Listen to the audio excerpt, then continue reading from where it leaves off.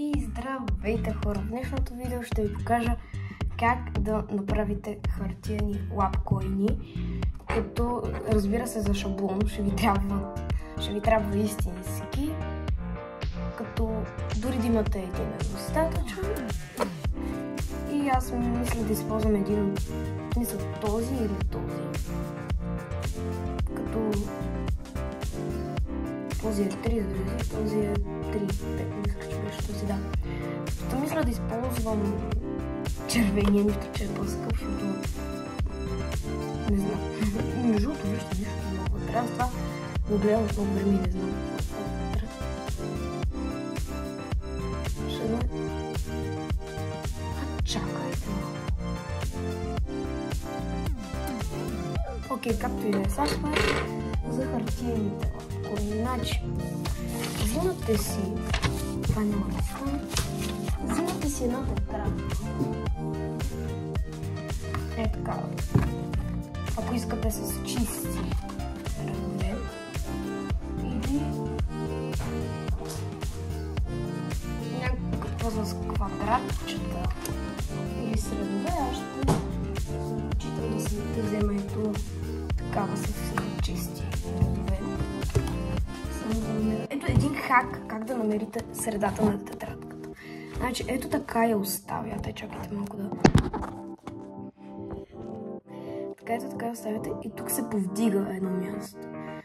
Взимате го, ето така.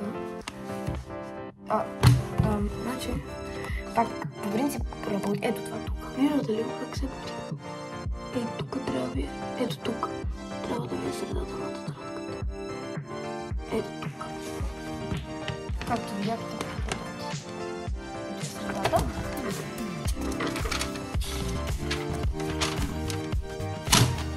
Така. Малко да втигнем.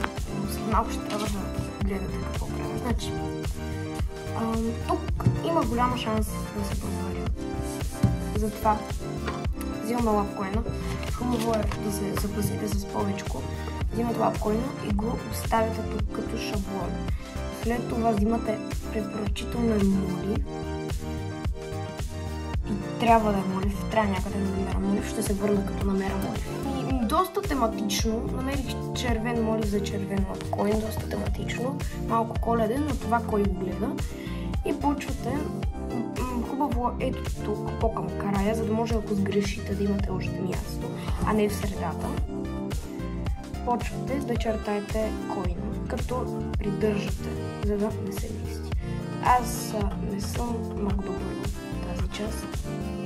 Аз нито в рисуването съм добър, нито в чертаенето, така че ще ме извиняват така, защото може и да не се получи много хубаво. И накрая, още не сме стигнали до края, ще се върна като го чертая, защото ще отнеме малко време. Така, не е важно да е перфектно. Важно е да имате просто шаблон, в който да се ориентирате. Та, след това правите абсолютно същото нещо още един път. Ще се върна като го направя. Пак не е перфектно, но това в момента ние всъщност май ще се наложи да го направя отново, защото е много май несиметричен, но аз накрая просто ще се върна като този, така че няма проблем тук. Така, сега вижте какво правим. Значи идеята е, това тук е задницата или предницата, не знам вие, но обаче, между другото напишете ми в коментарите, вие това предница или задница го наричате и това предница или задница. Аз това го наричам предница, това го наричам задница. В смисъл това е седнал отпред, а отзад.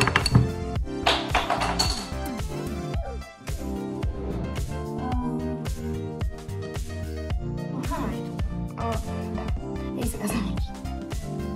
Така както това ме прекъсна, имах предвид. Това ще ни е задницата, това ще ни е предницата. Ето тук рисуваме.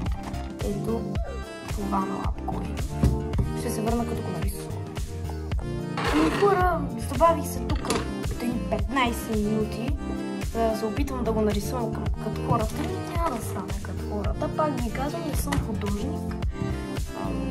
Да, както и идея. Та, след това преминаваме към следващата част, която е именно взимате си пак лапкоина.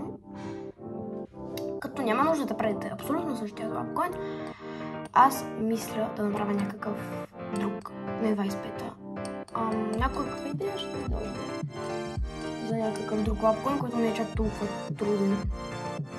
Или ще направя 25-та, не знам, ще се върна като го направя, но просто сега си мисляте дизайн отзад. Значи хора, хрумна ми уникална идея, но обаче трябва да проверя в интернет как се правеше този лапкоин. Няма още да ви издавам кой съм си мислил, вие ще видите. В момента предписвам да видя как да го направя, защото ми изглежда малко или пък този да направя. Този ще направя, сега си между другото забравих да кажа, след като направите, сега няма да ви показвам, но след като направите първата част и втората, е хубаво да ги очертаете с черно, защото като почнете да оцветявате, ще се размаже и ще се стане. Задницата ми стана хич зле, значи задницата сега се прави. Значи, първото ми идея не беше ревърс лапкоин. Беше лапкоин на ден и нощ. Но обаче е малко трудничък и не мислих, че ще мога да се справя. Вече с лун ревърса се справи блестящо. Пак казвам, не се справи блестящо. И сега идва ред на оцветяването. Като отпред не знам как изглежда ревърса, мисля, че е черен отпред. И затова ще трябва много да го, защото да не слея черното с това. Така че ще ви покажа как ще стане предницата и задницата. Като ще се опитам малко да подобря предницата. Окей, направих някакво подобрение на предницата, но не е много подобрение, така че ще видим какво ще стане. Дано да даде по-некрасиво при оцветяването. Хубаво е, като очертавате, да използвате тънписъц.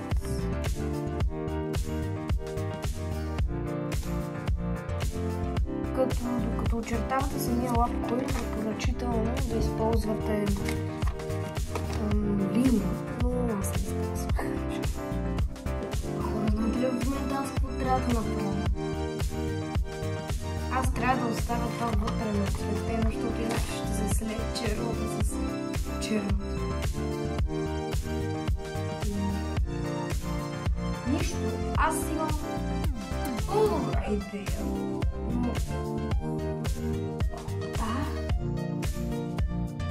Дали не направя? Не беше много трудно. Ще направя обикновено. Кой сега ще видите?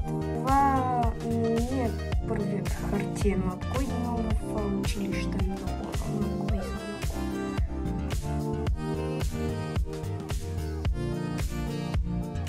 лапкоин трябва обаче отпред да го направя някакъв друг цвят.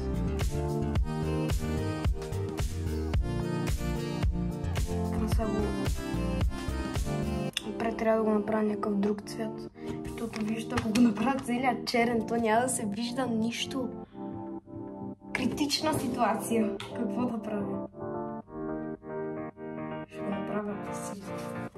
Няма да ги събера. Ще се върна към цветя. Хора, тук пробвам хубави фломастери да имам, обаче изчакайте по-малко. Буквално в момента ме спаси с сера, който никога не използвам в училище и затова си го донесъл в къщи, но обаче синьото работи много добре. Така че ще използвам синьо. Ще се върна като го цветя. Хора, аз можех да направя левски лапкоин. Опа, забравих. Нищо. Сега докато отцветявах, буквално се седих наистина. Нещо другия. Я пишете дали искате втора част, в която правя левски лапкоин. Да, и забравих да ви кажа, че по принцип е по-добре да ползвате фломастери, такива, които не размазват. Защото като фломастера се пипне до черното, по принцип повечето фломастери почват да рисуват и в черно и става просто мацаница, докато този не е така, даже не мога да повярвам. Ето как става между другото край. повтарство. Може би с това си щеш да отива повече на левски лапко и аз се сетя. Взимаме пак тънкописца и почваме да очертаваме мръсне. Леко сгапили при очертаването. Тънкото цветя да не си личи толкова, защото ако си личеше, гади провала. Няма още да ви го покажа това, оставете до края, за да го видите. Моя ревърс малко ще импровизирам, защото то отвънка трябва да е отцветено с черно, а пък аз съм направил това с черно. Окей, всъщност това огледало, кой ще го гледа? И като го залепа? Всъщност да, окей, не съм сгафил никъде, всичко е... Сега се връщам. По-добре да не го правя това. Тук го закривам се едно не съществува. Не, просто не. Ще се върна като го отцветя и него. Ами хора, съвсем малко фейм тук работата. Съвсем малко. Ще се опитам да го спася. Всъщност няма, защото може да го съсипя още. После ще ви покажа, защото малко съм фейлна. Да, това можех да го спася, ако пилешкия ми мозък се беше сетил по-рано да го направя. Извинявам се предварително, ако някакъв художник ми гледа видеото, просто ще остане много възмутен от това, което сега ще покажа на камерата. Но... Да. Сега, следващата стъпка е да... не съм го доцветил. Изчакайте малко. Така, както казвах, следващата стъпка е да вземете ножица и да изрежете цялото това ваше творение. И сега ще ви обясня всъщност защо направихме две. Защото като го цветим това с фломастер, отзад, както виждате, се отпечата. И ще е грозно, ако така го направя на едно. И затова режем другото, което да отзад, за да при това е станало абсолютно същото, се отпечата отзад. И за да не стане грозно, да правим така. Разбира се, ако използвате молив, няма да имате две, но така е по-яко с две. За това своя. Нали хора, аз не снимах мърмет ли, какво направих? Значи направих с ножицата. Така хората, които ми се обадиха по телефончето и ми казаха, че ще ми пратят цяла кутия с лабубута. Ми се обадиха по телефончето. Така че, ако искате видео, пишете в коментарите за такова. Аз тръгвах да ви обяснявам, че викам опа, режа и е тук без диска надрязах малко от тръпчето, да не си рече, аз ще го правя както да е. Така вече, като имате двете части, тази и тази, ги залепяте ето по този начин, като след това изрязвате, ако някъде има нещо, което не достига. Нещо, което е по-голямо от другото, да ще ви покажа, ако при мен има такова. Сега ще ви покажа как е най-добре да залепите. Значи имате едно и такова малко по-големичко. Взехме нищо и така това го правите. След това ето така. За да не си личи, нали? За да не е грозно и го поставяте ето по този начин и само да взема това. То всъщност, това не може да е обратно, така че както и да го сложа, няма значение. Обаче трябва да го подравните много добре с другото. Ето по този начин. Както виждате, има малко недостатъци. Сега ще залепя другото текст и ще се върна като е готово. Извинете, разбрала съм погрешно, да е цяла кутия. Едно лъбово, обаче все пак ще си взема повече за видео, ако искате. Така че пишете в коментарите дали искате видео за лъбовата. Вече едно е сигурно. Аз ще взема, разбира се, още. Ако искате видео, ще взема още. Може би към 5-6 може да отворим. И ако се случайно с стик стане ето така, се подава малко, просто режете по този начин. Така и вече си е готово. И сега тук подравняваме.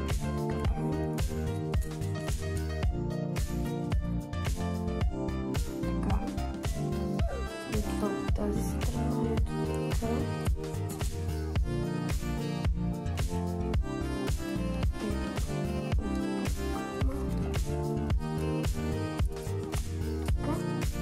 За да се изравнят двете части, да не стърчат разни работи.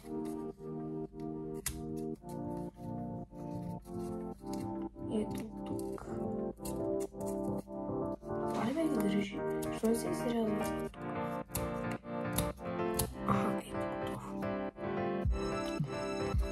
И може би това отдолу малко ще го вземем по мое желание.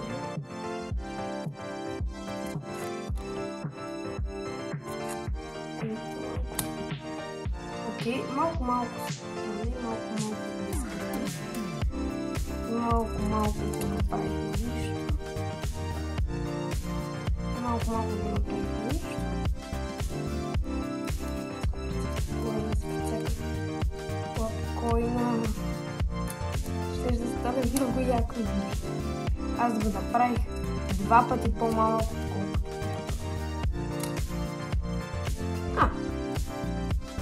Малък. Не насипнах ми два пъти. Ето е завършената визия. От тук, отзад. Отзад да не са дали не съм изряваме. Окей, съм. Ето отзад, отпред или отзад, отпред. И довиждане.